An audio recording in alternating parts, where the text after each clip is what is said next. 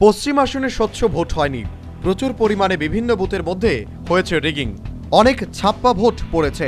নিরাপত্তাও ছিল না একদমই ঠিকঠাকভাবে, যার ফলে প্রথম দফার ভোটের পরই সরব হয়েছিলেন কংগ্রেস সহ অন্যান্য দলের নেতৃত্বরা, যার ফলে পিছিয়ে গেল পূর্ব ত্রিপুরা আসনের ভোটের দিনক্ষণ। তবে এতেও থেমে থাকতে রাজি নয় কংগ্রেস দল।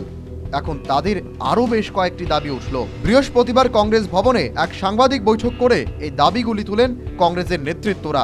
তাদের হয়ে সহসভাপতি তাপস দে বলেন, আবারও ভোট হতে হবে পশ্চিম আসনে একদমই স্বচ্ছভাবে।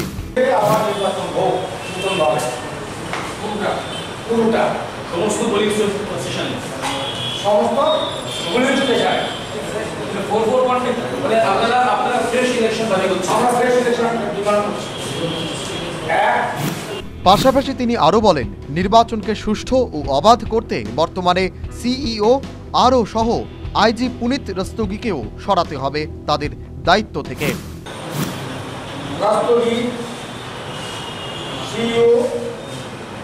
এবং আরও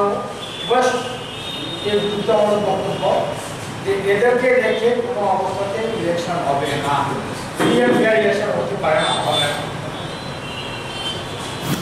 এতটুকুতেই কিন্তু শেষ নয়। তাপস দে আরও বলেন, বর্তমানে রাজ্য পুলিশের মহানির্দেশক হিসেবে যিনি রয়েছেন তাকেও সরাতে হবে দায়িত্ব থেকে, না হলে স্বচ্ছ ভোট হবে না। ইলেকশন কমিশন যেটা চাইছে ক্লিয়ার ফেয়ার, সেটা হবে না, সেটা হতে পারে না। একের পর এক দাবি তুলে রাজ্য সরকারকে আরও কিভাবে চাপে ফেলা যায়, এরই নতুন কৌশল নয়তো এগুলি, নাকি এর পেছনেও রয়ে গেছে রাজনীতির সেই খেলা, তা হয়তো বলবে আগামীতে সময়ই। Bureau report, news vanguard.